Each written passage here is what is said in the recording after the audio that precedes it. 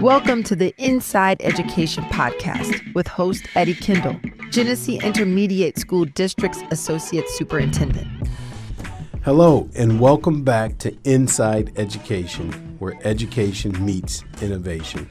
I'm your host, Eddie Kindle, and I'm pleased to continue this journey of sharing stories, initiatives, and insights that shape education in Genesee County. In this episode, we focus on a key topic, early childhood. High-quality early education lays the foundation for lifelong learning and success. And Genesee Intermediate School District is committed to providing children with the support they need to thrive. Joining us today is Dr. Jodi Ramos, Early Childhood Director here at the Genesee Intermediate School District. She's going to share some insights into the early childhood programs offered, how families can access these services, and the lasting impact these programs have on our youngest learners. So let's dive in and welcome Dr. Jodi Ramos. Welcome, Jodi, to Inside Education. All right. Thank you so much. I am so excited to be here. Cheers, claps, all that good stuff. I'm glad you're here, too. So, again, just with a brief introduction of kind of who you are for our listeners, but tell us a little bit about your current role here at the Genesee Intermediate School District. Yes. So I am the Director of Early Childhood Programs, working out of CCP, so Center for Countywide Programs, and I help to support our Head Start preschool, Early Head Start, GSRP, which is the state-funded Great Start to Readiness program, as well as our skip and home visiting programs. So really covering that plethora of early childhood across Genesee County, and just really feel so blessed. I've been in the early childhood field for over 20 years and am from the Flint area, still living in the Flint area. So just really, truly feel blessed that I can do this work and impact the community that I feel helped to raise me, that I can give back to that community as well. And Dr. Ramos, you just mentioned so many programs and services. I hope our listeners are taking some notes. But why is early childhood education so critical to lifelong learning success for our children here in Genesee County? Oh my goodness, Mr. Kindle, we don't have enough time. We got a couple hours, right? That's what you couple told hours, me. Okay. Right. So no, it's critical because that is when the largest brain development happens, is from birth to 5. So we have the opportunity to make really intentional connections and opportunities for students at that age to say, okay, how can we make sure that all this social emotional learning is happening along with math and literacy at the same time? Kids at that age just still want to have fun, and when you can incorporate learning into it, they're natural learners. We also have that ability to connect with the families at home, too, to show them strategies. This is what you can do at home with just the things you got at home. Right. So we really have that ability to make that impact, to develop those brain waves and all of those different connections that need to be made to show future success. So there's a great deal of work that goes into the connection of learning development and building social emotional skills. Elaborate on that for a second, if you could. Yeah, so social emotional skills, those are the foundation to everything. So that is from a child being upset and learning, hey, this is what this is called, is upset. This isn't happy, this is upset. You have to be able to, there's a phrase in mindfulness, you have to name it to tame it, right? If you know what it is, Absolutely. Then you're able to control it. So we're able to start that foundational piece and then say, okay, now what do you do with it? How do you deal with it, and how do you move on to those problem-solving pieces, both with your other classmates, the other kids in the classroom, but adults? How do we get those connection pieces? And when you can control those emotions and skills, you're more willing to take risks at school. You're not afraid to fail, because you know that you can push through. So that hard trigonometry problem that I might encounter in high school, I've learned how to deal with that disappointment of needing to try it 50 times before I can get it the 51st. Just from that foundation. So what I'm hearing is connection, but we both know there's so many different layers in early childhood programming offered here in Genesee County. So just briefly describe how these layers of programming relate to what most often people will equate to preschool. Yeah, I think first and foremost, a lot of people think of preschool as that year right before kindergarten. And yes, that year is extremely valuable. What we do is we take all the way from pregnant moms in a home visiting program all the way up through birth and 5 years of age. And we can, as you said, layer it in many different ways. So if there's a family that wants home visiting because they're like, I have these great things, these great resources at home, but I want a little bit more support on what to do, how to access resources, we can connect them with home visiting through our SKIP program or through our Head Start home visiting program. We also have the ability to do center-based. So those families that have their kids' needs met while they're at work, while they're at school, and can create those connections. So we do health. We look at what do they need for hearing and vision, shot records, nutrition. All of those pieces are the layers that we can add into it. So we're building some vocabulary here, Yeah. Dr. Ramos. So we've got connection, layers. Now talk about specifically. You mentioned that you don't have to wait until a child is 1, 2, or 3 years old. It really can start at birth. So given the fact that that is available, how does a family with a young child find out more about the programs available and then the differences of each program you kind of mentioned? The first step would be to call our 591 Kids office. We have experts there that can lead you to lots of resources for your newborn. I said even when you're pregnant, we do home visiting with pregnant moms so that they can then go into programming. The second part is you can go to the Genesee Preschool website, check out the options there. We also offer a Great Start Collaborative, which is a county-wide program to help support parents and caregivers so they have other connections and build those bridges to know what the resources are throughout the county, not just for childcare, but where can I go for library nights? Or how can I help to advocate for my child if I think that my child might have needs, and we can connect them to early on. That's fantastic. So many different options. That's another word that we can kind of highlight. But you said families can call 591 Kids, or I'm taking that they can visit the website at www.591kids.org. Is that another way they can reach out and find more information about early childhood programs and services? Yep. They can go to that website and it can connect them to different resources. They can plug in their information. I'll let them know what's near to them. But they can also send an email then to our staff too, who they can return their phone call and have those conversations and really see what it is that's needed. So let's say hypothetically I have a little one. I don't have any little ones anymore. I got three big ones. But what does a daily schedule for a student in these programs look like?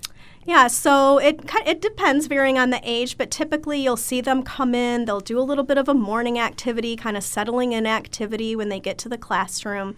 And then we will serve breakfast. Again, breakfast is included in our programs, and if they're infants, that will include any formula that may be needed. And then from there, they will typically do a large group, so like a circle time. So that old school when you're sitting on the rug and you're singing songs and reading books together, they have that experience so they can learn how to build that larger community. Then you might have some small groups where they break in, some choice time throughout the room where they're in interest areas, and then the teachers are there to help build that learning into that. We'll have lunch. We do outdoor play. We have some nap time built in there, too, because we know some of those babies need a little bit of a break and take a little nap. And then we start some other sessions in the afternoon when they wake up, and we end our day with a snack. And I remember nap time very well. But anyway, I'm so pleased that you're here and kind of describing these opportunities for our listeners and our families. But what type of environment, other than, you giving us kind of a sketch of what the day looks like for a student, but what will families see at our early childhood locations across the county? And then if you can connect that or relate that to what most people are really interested in, what skills does my child need to have before they enter kindergarten? Yeah. When you walk into an early childhood environment, you're definitely going to see classrooms and hallways, everything designed particularly for those kids. you're going to see furniture that is at their level. We have the small chairs, the small tables. You're going to see lots of different variety of toys in a classroom, and it's going to look a lot of times like they're playing. But that's what we want. We want play-based learning because they are so interested and curious in everything. If we can take that opportunity to say, hey, you know what? Oh, little Eddie, he really likes superheroes. How can I use this superhero to talk about, oh, well, this superhero has on a green cape or a red cape. What color cape does this one have on? What letters on their chest? Right. Are they flying high or low? So we can sneak in that learning with a lot of things that look like play. And then that can lead into that kindergarten readiness, right?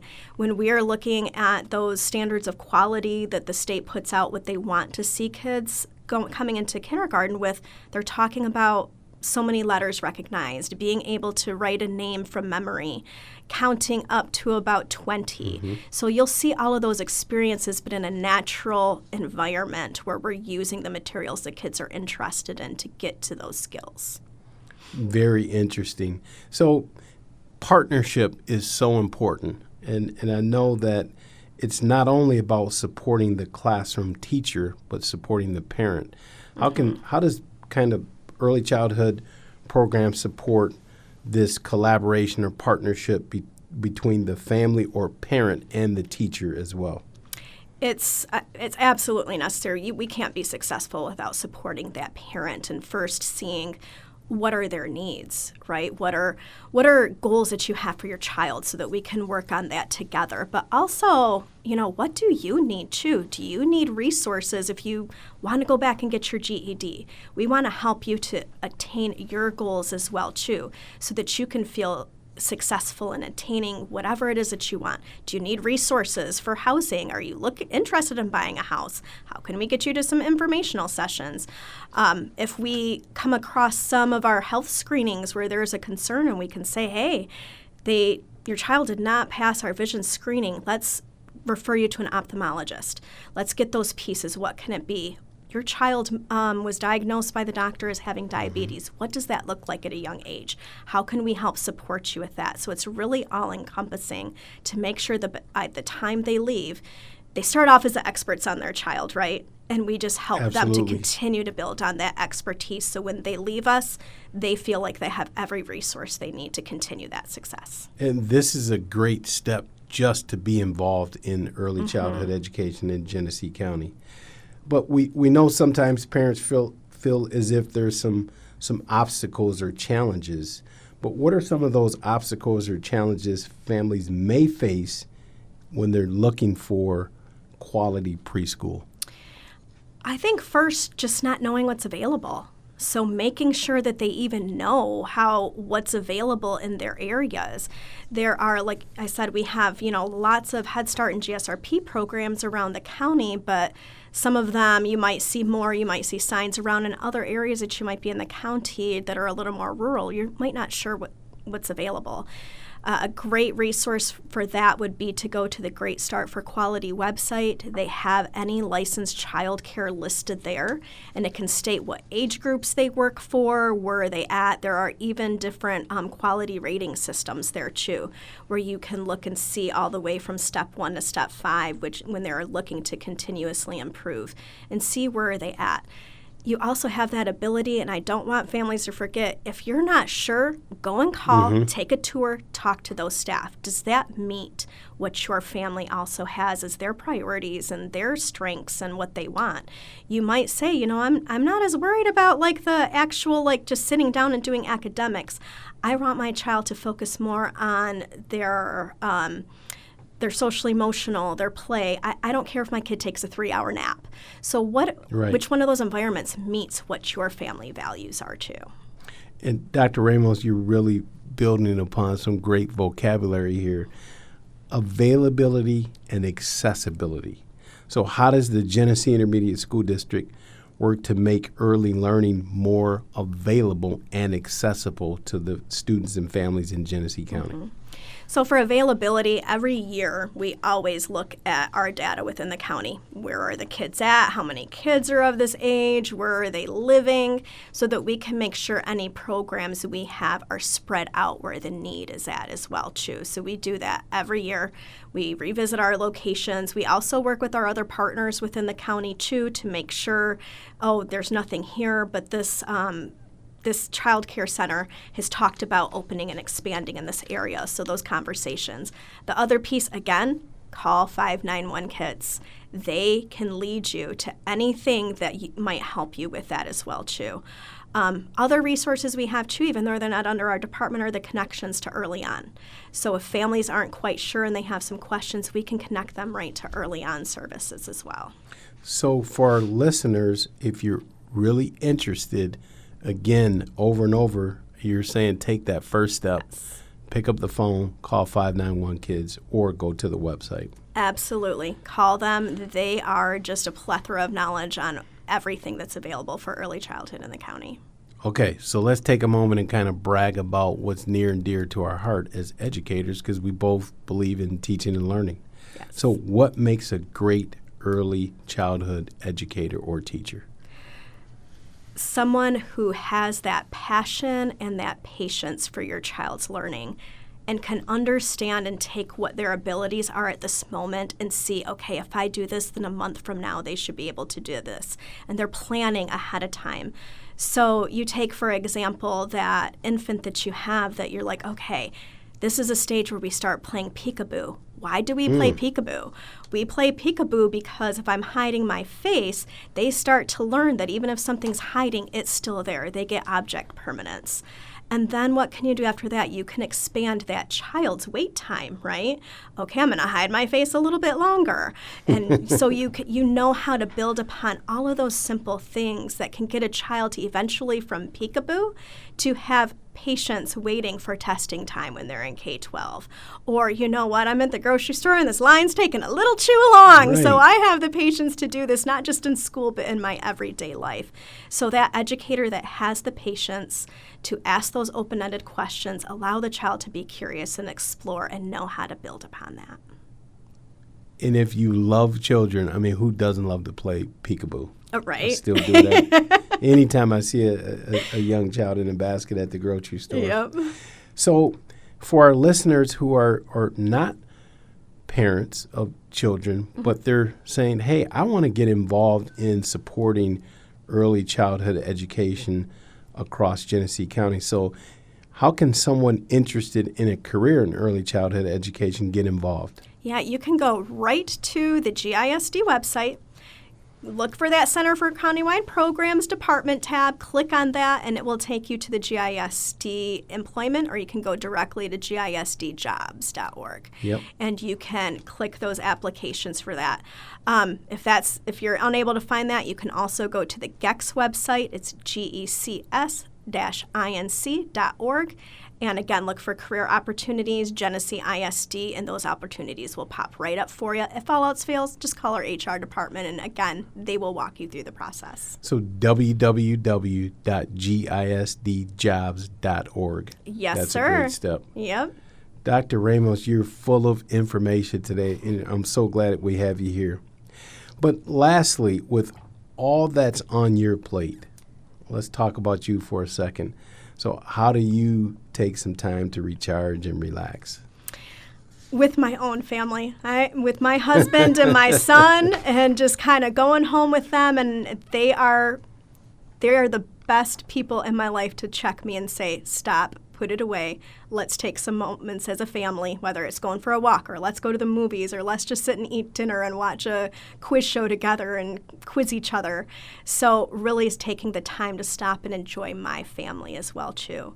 And then knowing those moments also then helps to recharge me when I get back to working, like, okay, this is what I'm doing with my family. This is how I can help other families as well. As it should be. And thank you so much for expressing and sharing your passion for early childhood education. So, and on behalf of our listeners, we want to thank you, Dr. Ramos, for joining me today here on Inside Education. Your insight on navigating all the different or various opportunities in early childhood education has been invaluable. Fantastic job.